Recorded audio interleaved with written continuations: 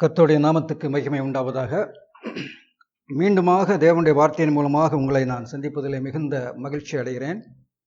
இன்றைக்கும் நம் தேவனுடைய வார்த்தையை தியானிக்கும்படியாக யோவான் எழுதின சுவிசேஷம் 6ஆம் அதிகாரம் 1ஆம் வசனம் முதல் 15ஆம் வசனம் வரை நாம் படிக்கலாம். யோவான் எழுதின சுவிசேஷம் 6ஆம் அதிகாரம் 1 முதல் 15 வரை. இவைகளுக்கு பின்பு இயேசு திபேரியா கடல் எனப்பட்ட கலிலேயா கடலின் அக்கறைக்கு போனார். அவர் வியாதிக்காரரிடத்தில் செய்த அற்புதங்களை திரளான ஜனங்கள் கண்டபடியால் அவருக்கு பின் சென்றார்கள். இயேசு மலையின் மேல் ஏறி அங்கே தம்முடைய சீஷருடனே கூட உட்கார்ந்தார். அப்பொழுது யூதருடைய பண்டிகையாகிய பஸ்கா சமீபமாயிருந்தது. இயேசு தம்முடைய கண்களை ஏறெடுத்து திரளான ஜனங்கள் தம்மிடத்தில் வருவதைக் கண்டு பிலிப்போவை நோக்கி, இவர்கள் சாப்பிடத்தக்கதாக அப்பங்களை எங்கே கொள்ளலாம் என்று கேட்டார். தாம் செய்ய போகிறதை அறிந்திருந்தும் அவனை சோதிக்கும்படி இப்படி கேட்டார். பிலிப்பு அவருக்கு பிரதியுத்தரமாக, இவர்களில் ஒவ்வொருவனும் கொஞ்சம் கொஞ்சம் எடுத்துக்கொண்டாலும் 200 பணத்து அப்பங்களும் இவர்களுக்கு போதாதே என்றான். அப்பொழுது அவருடைய சீஷரில் ஒருவனும் சீமோன் பேதுருவின் சகோதரனுமாகிய அந்திரேயா அவரை நோக்கி, இங்கே ஒரு பையன் இருக்கிறான். அவன் கையில் 5 வாற்கோதுமை அப்பங்களும் 2 மீன்களும் உண்டு. ஆனாலும் அவைகள் இத்தனை ஜனங்களுக்கு எம்மாத்திரம் என்றான். இயேசு ஜனங்களை உட்கார வையுங்கள் என்றார். அந்த இடம் மிகுந்த புல்லுள்ளதாயிருந்தது. பந்தியிருந்த புருஷர்கள் ஏறக்குறைய 5000 பேராயிருந்தார்கள். இயேசு அந்த அப்பங்களை எடுத்து ஸ்தோத்திரம் பண்ணி சீசர்களிடத்தில் கொடுத்தார். சீசர்கள் பந்தியில் இருந்தவர்களுக்கு கொடுத்தார்கள். அப்படியே மீன்களையும் அவர் எடுத்து அவர்களுக்கு வேண்டிய மட்டும் கொடுத்தார். அவர்கள் திருப்தி அடைந்த பின்பு அவர் தம்முடைய சீஷர்களை நோக்கி, ஒன்றும் சேதமாய் போகாதபடிக்கு மீதியான துணிக்கைகளை சேர்த்து வையுங்கள் என்றார். அந்தபடியே அவர்கள் சேர்த்து வாற்கோதுமை அப்பங்கள் 5 அவர்கள் சாப்பிட்டு மீதியான துணிக்கைகளினாலே 12 கூடைகளை நிரப்பினார்கள். இயேசு செய்த அற்புதத்தை அந்த மனுஷர் கண்டு, மெய்யாகவே இவர் உலகத்தில் வருகிறவரான தீர்க்கதரிசி என்றார்கள். ஆதலால் அவர்கள் வந்து தம்மை ராஜாவாக்கும்படி பிடித்து கொண்டு போக மனதாய் இருக்கிறார்கள் என்று இயேசு அறிந்து மறுபடியும் விலகி தனியே மலையின் மேல் ஏறினார். அன்பானவர்களே, நாம் வாசித்த இந்த யோவான் எழுதின சுவிசேஷம் 1ஆம் அதிகாரம் 1 முதல் 15ஆம் வசனம் வரை நாம் படித்தோம். வேதம் நம்முடைய மனுஷனுடைய நிலைமையை குறித்து பேசுகிறது. மனுஷன் தேவனிடத்திலிருந்து எப்படி தூரம் போனான், இந்த தூரம் போன மனுஷன் எப்படி பாவியானான், அந்த பாவியான மனுஷன் எப்படி தேவனிடத்தில் மறுபடியும் திரும்பி வர முடியாத சூழ்நிலையில் இருக்கிறான்.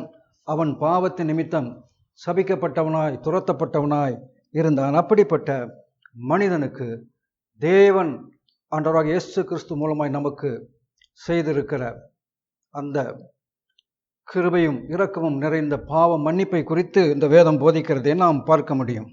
அன்பானவர்களே, லேவியராகமம் 4ஆம் அதிகாரத்தில் நாம் பார்க்கிறோம். அங்கே பாவ நிவாரண பலியை குறித்து சொல்லப்பட்டிருக்கிறது. மனிதனுடைய பாவங்கள் எப்படி மன்னிக்கப்படும். லேவியராகமம் 4ஆவது அதிகாரத்தில் ஒரு மனிதன் பாவம் செய்யும் பொழுது அந்த மனிதன் தன்னுடைய பாவத்துக்கு பிராயச்சித்தமாக அவன் பலியாடை கொண்டு வர வேண்டும். அந்த பலியாட்டின் மேல் ஏன் அந்த பலியாடு கொண்டு வரப்பட வேண்டும்? அந்த பலியாட்டின் மேல் ஆசாரியன் தன்னுடைய கைகளை வைக்க வேண்டும் என்று இருக்கிறது.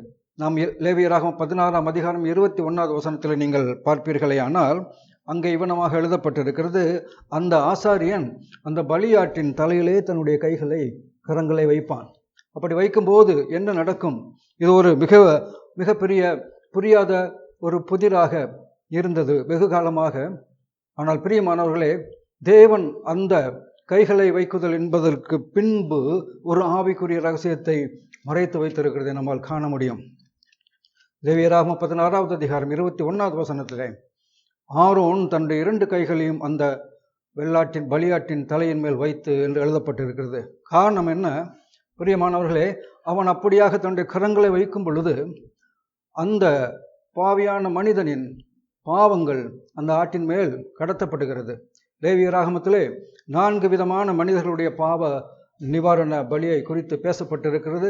சாதாரண மனிதன் பாவம் செய்தால், ஆசாரியன் பாவம் செய்தால், கோத்திர தலைவன் பாவம் செய்தால், பிரபு பாவம் செய்தால் என்று 4 விதமான பலிகளை குறித்து அங்கே கூறப்பட்டிருக்கிறது. எப்படி இந்த பழைய ஏற்பாட்டின் காலத்திலே ஆட்டுக்குட்டியின் தலையின் மேல் கரங்களை வைக்கும் பொழுது அந்த பாவியான மனிதனின் பாவம் அந்த ஆட்டின் மேல் கடத்தப்படுகிறதோ, அதே விதமாக புதிய ஏற்பாட்டிலே ஆண்டவராகிய இயேசு கிறிஸ்து யோர்தான் நதியிலே யோவான் ஸ்நானகன் மூலமாக ஞானஸ்நானம் பண்ணப்படுவதற்கு வரும்பொழுது யோவான் அவரை பார்த்து தடை செய்து என்று எழுதப்பட்டிருக்கிறது. மத்தேயு எழுதின சுவிசேஷம் 3ஆம் அதிகாரம் 15வது வசனத்திலே நாம் அதை பார்க்கலாம். யோவான் அவருக்கு தடை செய்து, ஏனென்றால் ஆண்டவராகிய இயேசு கிறிஸ்து தேவனுடைய குமாரன், அவரிடத்தில் எல்லளவும் பாவம் இல்லை, அவர் பரிசுத்தமானவர், அவர் மனம் திரும்ப வேண்டிய அவசியம் இல்லை, பாவிகள் தான் மனம் திரும்ப வேண்டிய அவசியம் இருக்கிறது. பின் ஏன் ஆண்டவராகிய இயேசு கிறிஸ்து யோவான் ஸ்நானகரிடத்தில் வந்து தனக்கு ஞானஸ்நானம் கொடுக்கும்படி கேட்க வேண்டும்?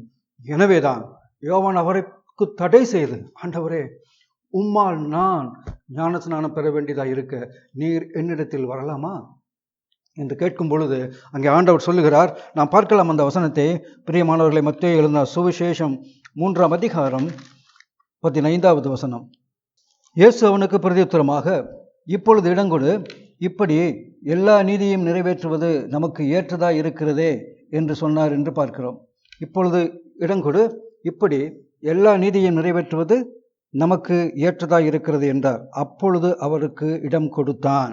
பிரியமானவர்களே, எப்படி பழைய ஏற்பாட்டின் காலத்திலே அந்த ஆட்டுக்குட்டியின் தலைமையில் கரங்களை ஆசாரியன் வைத்த பொழுது அந்த மனிதனின் பாவங்கள் அதில் கடத்தப்பட்டதோ, அப்படியே மத்தேயு 3ஆவது அதிகாரம் 15ஆம் வசனத்திலே ஆண்டவராகிய இயேசு கிறிஸ்துவின் தலையின் மேல் யோவான் ஸ்நானகன் ஞானஸ்நானம் கொடுத்த பொழுது முழு உலகத்தின் பாவங்களும் ஆண்டவராகிய இயேசு கிறிஸ்துவின் மேல் கடத்தப்பட்டது என்று பார்க்கிறோம். பிரியமானவர்களே, இதற்காகவே யோவான் ஸ்நானகன் இந்த உலகத்திலே அனுப்பப்பட்டான். ஆண்டவராகிய இயேசு கிறிஸ்து பிறப்பதற்கு சில மாதங்களுக்கு முன்பாக யோவான் ஸ்நானகன் தேவன் இந்த உலகத்துக்கு அனுப்பினது அவருக்கு வழிகளை திறப்பதற்கு, கிறிஸ்து இயேசுவை இந்த உலகத்திற்கு அறிமுகப்படுத்துவதற்கு. அது மாத்திரமல்ல, அங்கே ஆண்டவராகிய இயேசு கிறிஸ்துவின் மேல் நம்முடைய பாவங்கள் கடத்தப்பட்டதுனால தான் யோவான் 1ஆவது அதிகாரம் 29வது வசனம் இப்படியாக சொல்லுகிறது. இதோ மறுநாளிலே இயேசு வரக்கண்டு யோவான் ஸ்நானகன் அவரை பார்த்து சொல்லுகிறான், இதோ உலகத்தின் பாவத்தை சுமந்து தீர்க்கிற தேவ ஆட்டுக்குட்டி, இதோ உலகத்தின் பாவத்தை சுமந்து தீர்க்கிற தேவ ஆட்டுக்குட்டி என்று அந்த ஆட்டுக்குட்டியை அவன் சுட்டி காட்டுவதை பார்க்கிறோம். இதோ, அந்த இதோவிலே எவ்வளவு உண்மையும் அர்த்தங்களும் பொதிந்திருக்கிறது என்று நாம் பார்க்க வேண்டும். பிரியமானவர்களே, இதோ உலகத்தின் பாவத்தை சுமந்து தீர்க்கிற தேவ ஆட்டுக்குட்டி. இப்படியாக ஆண்டவர் யோவான் ஸ்நானகனிடத்தில் சொல்லும் பொழுது இப்படியாக சொல்லுகிறார், இப்படியே எல்லா நீதியையும் நிறைவேற்றுவது நமக்கு ஏற்றதா இருக்கிறது. இப்பொழுது இடம் கொடு, எல்லா நீதியும் நிறைவேற்றப்பட வேண்டும். பிரியமானவர்களே, பரலோகத்தில் இருக்கிற நீதி பூலோகத்திலே நிறைவேற்றப்பட வேண்டும். எனவேதான் ஆண்டவர் எல்லா நீதியும் நிறைவேற்றினார் என்றால் அதற்கு என்ன அர்த்தம்? பிரியமானவர்களே, நீதி நிறைவேற்றப்படும் பொழுது பாவம் அங்கே பரிகரிக்கப்படுகிறது, பாவம் மன்னிக்கப்படுகிறது. ஆமென், ஹல்லேலூயா. எனவேதான் தேவன் இப்படிப்பட்ட அற்புதமான அதிசயமான காரியத்தை நமக்காக செய்திருக்கிறார். நாம் பாவிகள், நாம் பாவங்கள் செய்திருக்கிறோம், நாம் தவறுகள் செய்திருக்கிறோம், நாம் தேவனுடைய கட்டளையை மீறி இருக்கிறோம், தேவனுடைய கட்டளையை பின்பற்ற முடியாத மனிதர்களாக இருக்கிறோம். ஆனாலும் வேதம் என்ன சொல்லுகிறது? பாவத்தின் சம்பளம் மரணம், தேவனுடைய கிருபை வரமோ நம்முடைய கர்த்தராகிய இயேசு கிறிஸ்துவினால் உண்டான நித்திய ஜீவன். ஆமென். தேவன் அப்படிப்பட்டதான சொல்லி முடியாத ஈவுகளையும் கிருபை வரங்களையும் நமக்கு கொடுத்து இரக்கமாய் கிருபையாய் நம்முடைய பாவங்களை மன்னிப்பதற்காக எல்லா நீதியையும் அவர் நிறைவேற்றி இருக்கிறார். ஆனால் ஜனங்கள் தங்களை பார்ப்பதினால், தங்களுடைய காரியங்களை பார்ப்பதினால், அவர்கள் நியாயப்பிரமாணத்துக்குள் இருப்பதனால், தேவன் ஆண்டவர் இயேசு கிறிஸ்து மூலமாக நமக்கு செய்த அந்த மகத்தான பாவ நிவாரண பலி, சிலுவையிலே அவர் நமக்காக சிந்தின ரத்தம், அவர் நமக்காக ஜீவனை கொடுத்த விஷயத்தை அவர்கள் இருதயத்திலே அவர்கள் வைக்காததினால் அவர்கள் வெறுமனே வெளிப்புறத்தை மட்டும் பார்த்து தங்களை நியாயந்திருக்கிறார்கள். பிரியமானவர்களே, ஈவன் கிறிஸ்துவை நாம் நம்பும் பொழுது இயேசு கிறிஸ்து அவர் நமக்காக செய்த காரியங்களை நாம் ஏற்றுக்கொள்ள வேண்டும். விசுவாசத்தினால் நாம் உண்மையை ஏற்றுக்கொள்ள வேண்டும். நீங்கள் சத்தியத்தை அறிவீர்கள், சத்தியம் உங்களை விடுதலையாக்கும் என்று வேதம் தெளிவாக நமக்கு சொல்லவில்லையா? பிலிப்பு இங்கே நாம் படித்த இன்றைக்கு இந்த யோவான் 6வது அதிகாரத்திலே ஆண்டவர் அங்கே வனாந்தரத்தில் இருந்த பொழுது அங்கு திரளான ஜனங்கள் அவரை பின்பற்றி வந்தார்கள் என்று நாம் பார்க்கிறோம். இந்த திரளான ஜனங்கள் பின்பற்றி வந்த பொழுது அவர்களுக்கு சாப்பாடு கொடுக்க வேண்டும் என்று ஆண்டவராகிய இயேசு கிறிஸ்து சித்தம் கொண்டார். அப்பொழுது அவருடனே கூட இருந்த சீஷர்களில் இந்த 2 பேர், பிலிப்பு மற்றும் அந்திரேயா. இந்த பிலிப்பு விடம் ஆண்டவர் கேட்கிறார். என்ன கேட்கிறார்? அவரிடத்தில் வந்து இயேசு தம்முடைய கண்களை ஏறெடுத்து திரளான ஜனங்கள் தம்மிடத்தில் வருகிறதை கண்டு பிலிப்புவை நோக்கி, இவர்கள் சாப்பிடத்தக்கதாக அப்பங்களை எங்கே கொள்ளலாம் என்று கேட்டார். 7வது வசனம் சொல்லுகிறது, பிலிப்பு அவருக்கு பிரதியுத்தரமாக, இவர்களில் ஒவ்வொருவனும் கொஞ்சம் கொஞ்சம் எடுத்துக்கொண்டாலும் 200 பணத்து அப்பங்களும் இவர்களுக்கு போதாதே என்றான். பிலிப்பு இங்கே சூழ்நிலையை பார்க்கிற ஒரு மனுஷனாக இருக்கிறான். பிலிப்பு ஆண்டவராகிய இயேசு கிறிஸ்துவின் சித்தம், அவருடைய இருதயம் என்னது? இந்த 5000 பேரை அவர் போஷித்து அனுப்ப வேண்டும் என்கிறது அவருடைய சித்தமாக இருக்கிறது. ஆனால் பிலிப்பு தன்னிடம் 200 ரூபாய் தான் இருக்கிறது. இந்த 200 ரூபாய் இருந்தாலும் இந்த 200 ரூபாய்க்கு நாம் அப்பங்கள் வாங்கினால் அது போதாதே. அப்படியே நாம் வாங்கினாலும் எங்கே வாங்க முடியும்? வனாந்தரத்தில் இங்கே எங்கேயுமே வாங்க முடியாதே. எனவே பிலிப்புவிடம் சூழ்நிலை தான் இருக்கிறது. பிலிப்புவிடம் கேள்வி இருக்கிறது. எங்கே போய் வாங்குவது, எவ்வளவு பணத்துக்கு வாங்குவது என்கிறதான எந்த ஒரு திட்டமும் தெளிவும் பிலிப்பின் பதிலிலே இல்லை, பிரியமானவர்களே. ஆனால் அந்திரேயாவை குறித்து நான் பார்க்கும் பொழுது அந்திரேயா என்ன சொல்லுகிறார்? இங்கே ஒரு பையன் இருக்கிறான், அவன் கையில் 5 வாற்கோதுமை அப்பங்களும் 2 மீன்களும் உண்டு, ஆனாலும் அவைகள் இத்தனை ஜனங்களுக்கு எம்மாத்திரம் என்றான். இங்கே நம்மிடத்தில் ஒரு பையன் இருக்கிறான், அவன் கையில் 5 அப்பங்களும் 2 மீன்களும் இருக்கிறது. இந்த 5 அப்பங்களும் 2 மீன்களும் இருக்கிறபடியால் அது மாத்திரமல்ல, இவைகள் குறைவாக இருந்தாலும் ஆண்டவராகிய இயேசு கிறிஸ்து இங்கே இருக்கிறார். அவருடைய இருதயத்தில் இந்த திரளான ஜனங்களை போஷித்து அனுப்ப வேண்டும் என்கிற சித்தம் இருக்கிறது.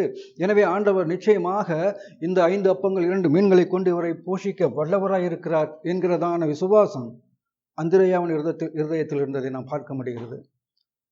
பிரியமானவர்களே, இன்றைக்கும் கூட நம்முடைய வாழ்க்கையிலே, ஆவிக்குரிய வாழ்க்கையிலே தேவன் நமக்காக செய்த மகா பெரிய கிருபையான காரியம் என்ன?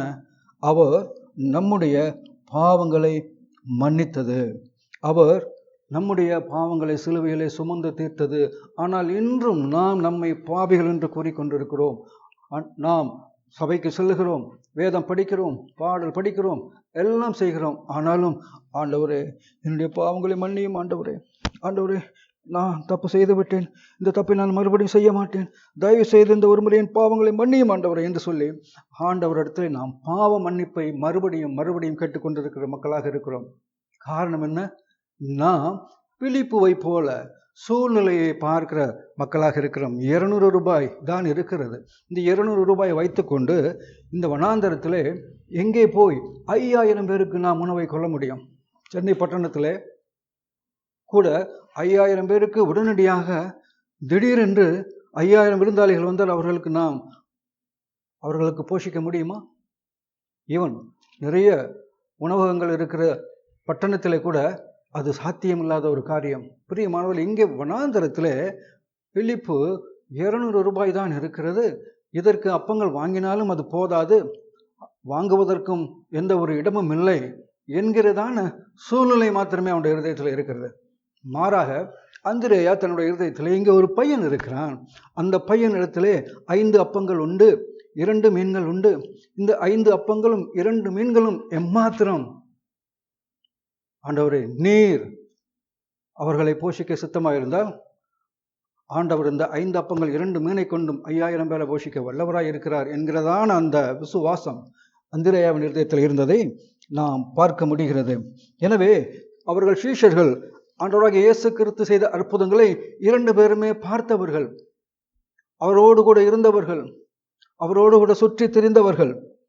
ஆனாலும் சூழ்நிலை ஒரே மாதிரி இருக்கின்ற வேளையிலே பிலிப்போட விசுவாசம் சூழ்நிலை பார்த்து தன்னை தீர்ப்பு சொல்லக்கூடியதாக, சூழ்நிலையை பார்த்து தன்னை நம்பக்கூடிய ஒரு மனுஷனாக இருக்கிறதை நாம் பார்க்க முடிகிறது.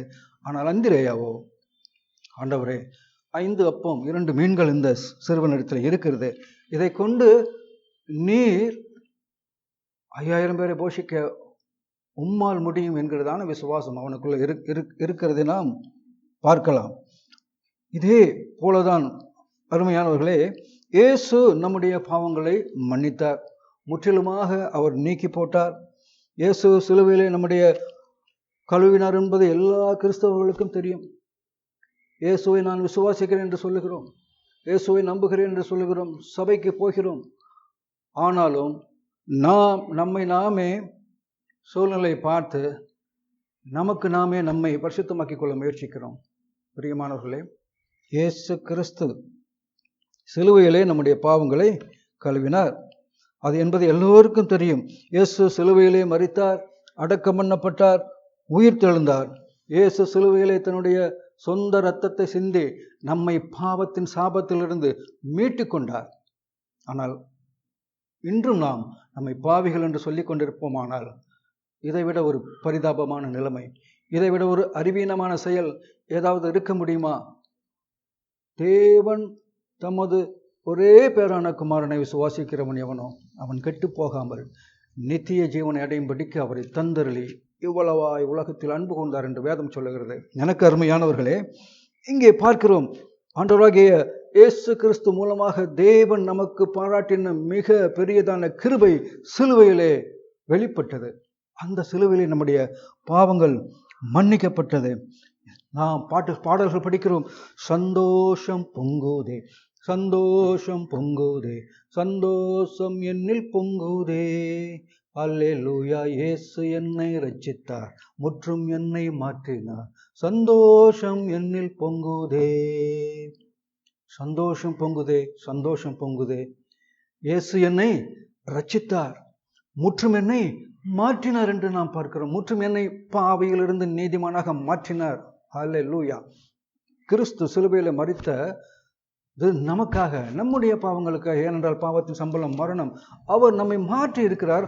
ஆனால் பாடல்கள் படித்த அடுத்த வினாடியை ஜெபிக்கும் பொழுது, ஆண்டவரை தயவு செய்து என் பாவங்களை மன்னியுங்கள், என் பாவங்களை மன்னியுங்கள் என்று நாம் ஆண்டவரிடத்திலே முறையிடுவதை நாம் பார்க்கிறோம். அருமையானவர்களே, அது விசுவாசத்தின் வெளிப்பாடா இல்லை அவிசுவாசத்தின் வெளிப்பாடா?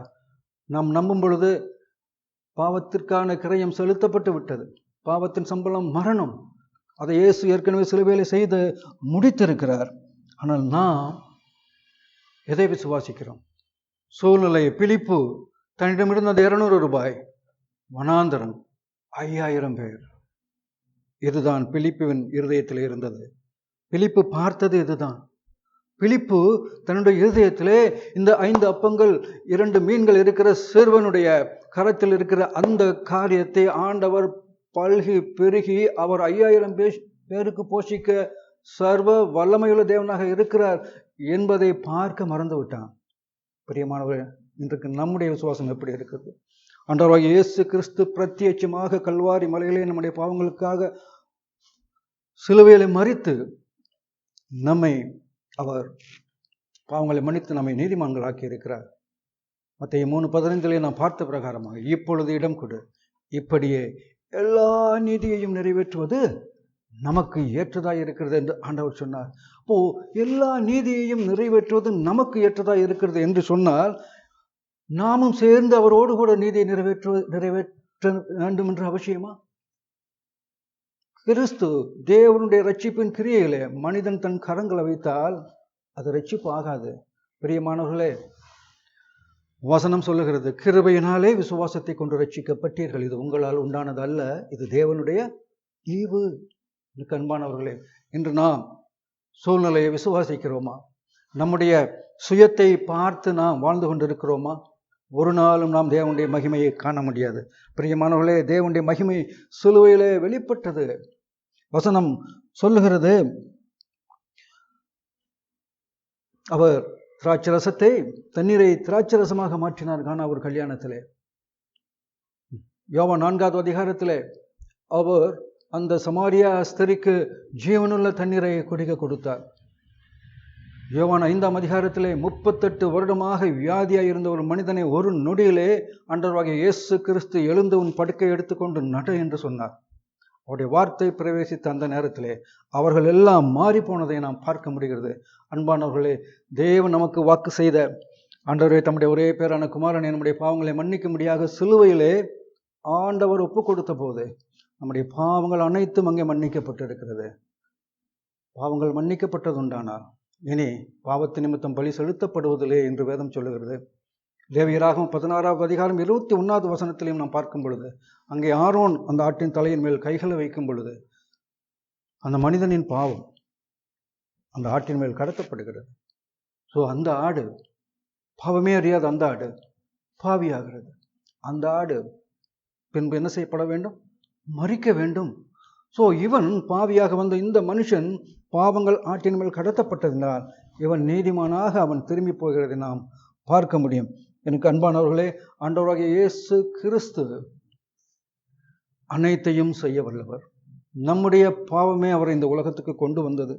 நம்முடைய அக்கிரமங்களினால் அவர் காயப்பட்டு நம்முடைய பாவத்தினால் அவர் வாதிக்கப்பட்டார் என்று ஏசாயாவிலே வசனம் சொல்லுகிறது. நமக்கு சமாதானத்தை உண்டு பண்ணும் ஆக்கினை அவர் மேல் வந்தது. அவருடைய தழும்புகளால் நாம் குணமாகிறோம் என்று வசனம் சொல்லுகிறது. பிரியமானவர்களே, அவருடைய தழும்புகளால் நாம் குணமாகி இருக்கிறோம். நமக்கு சமாதானத்தை உண்டு பண்ணும் ஆக்கினை அவர் மேல் வந்தது. நாம் ஆக்கினை அடைய வேண்டும், நாம் நரகத்துக்கு போக வேண்டும், நாம் பாதாளத்துக்கு போக வேண்டும், நாம் சமாதானத்தை இழந்து தவிக்க வேண்டும். ஆனால் தேவன் நம்முடைய எல்லாருடைய அக்கிரமங்களையும் அவர் மேல் விழப்பண்ணினார். ஆமேன். இந்த சத்தியம் நம்முடைய இருதயத்தில் வரும் பொழுது பிரியமானவர்களே, நாம் நம்முடைய பாவங்கள் மன்னிக்கப்பட்ட நிச்சயத்தை நம்முடைய இருதயத்தில் பெற்றுக்கொள்ள முடியும். எனவேதான் சபையிலே இன்றைக்கு பிலிப்பாக இருக்கிறீர்களா, இல்லை நீங்கள் அந்திரேயாவாக இருக்கிறீர்களா? இன்றைக்கு பல மனிதர்கள் சபையிலும் சரி, தங்களுடைய ஆவிக்குரிய வாழ்க்கையிலும் சரி, ஐயோ நான் பாவி, ஆண்டவரின் பாவங்களை மன்னியும் என்று அவர்கள் மரிக்கும் வரை அவர்கள் பாவிகளாக இருக்கிறார்கள். பிரியமானவர்களே, தேவன் செய்த அற்புதத்தை, அந்த அடையாளத்தை, அந்த அதிசயத்தை அவர்களால் காண முடியவில்லை. உலகத்திலே மிக பெரிய அதிசயம் மனுஷனுடைய பாவங்கள் மன்னிக்கப்படுவது. எவர்களுடைய பாவங்கள் மன்னிக்கப்பட்டதோ, எவருடைய அக்கிரமத்தை கர்த்தர் எண்ணாதிருக்கிறாரோ அவர்கள் பாக்கியவான்கள் என்று வேதம் சொல்லுகிறது. பிரியமானவர்களே, இவ்வளவு பிரத்யட்சமாக ஆண்டவராகிய இயேசு கிறிஸ்து மூலமாக தேவன் நமக்கு பாவ மன்னிப்பை உண்டு பண்ணி இருக்கிறார். எனவே பிலிப்பு பார்க்கும் பொழுது 5000 ஜனங்கள் இருக்கிறார்கள். ஆனால் இருப்பதோ வெறும் 200 ரூபாய். 200 ரூபாய் இருந்தாலும் நாம் இருப்பது எங்கே? வனாந்தரத்தில். இங்கே எங்கே போய் இத்தனை மனிதர்களுக்கு, அதுவும் இந்த 200 ரூபாய் பணத்தில் நாம் உணவை வாங்க முடியும்? இதுதான் பிலிப்பு மனித கணக்கின்படி, மனுஷீக கணக்கின்படி அவன் தன்னுடைய திட்டத்தை அங்கே போடுகிறதை பார்க்கிறோம். அவனுடைய இருதயத்திலே அதற்கான எந்த ஒரு பதிலும் இல்லை. அவனுடைய இருதயத்திலே இந்த பிரச்சனைக்கு தீர்வு இல்லை. ஆனால் நாம் அந்திரேயாவை பார்க்கும் பொழுது அந்திரேயா தன்னுடைய இருதயத்திலே அவன் பார்க்கிறான், இங்கே ஆண்டவரே ஒரு பையன் இருக்கிறான், அவனிடத்தில் 5 அப்பங்களும் 2 மீன்களும் இருக்கிறது. ஆனால் அது எம்மாத்திரம்? ஆண்டவர் சொல்லுகிறார், ஜனங்களை உட்கார சொல்லுங்க. அவர் அந்த 5 அப்பங்களையும் 2 மீன்களையும் வாங்கி அவர் தேவனிடத்திலே ஜெபம் பண்ணி அந்த 5 அப்பங்கள் 2 மீனை 5000 பேருக்கு அவர் பகிர்ந்து கொடுத்தார் என்று பார்க்கிறோம். ஆனால் பிலிப்பு 200 ரூபாய்க்கு வாங்கின அப்பங்களை கொஞ்சம் கொஞ்சமாக எடுத்து சாப்பிட்டால் கூட எத்தனை பேருக்கு வருமா? அது எத்தனை பேருக்கு வரும்? அவனுடைய இருதயத்திலே அங்கே தீர்வு இல்லை. அவனுடைய இருதயத்திலே கிறிஸ்து இல்லை. அவனுடைய இருதயத்திலே சூழ்நிலை மாத்திரமே இருக்கிறது.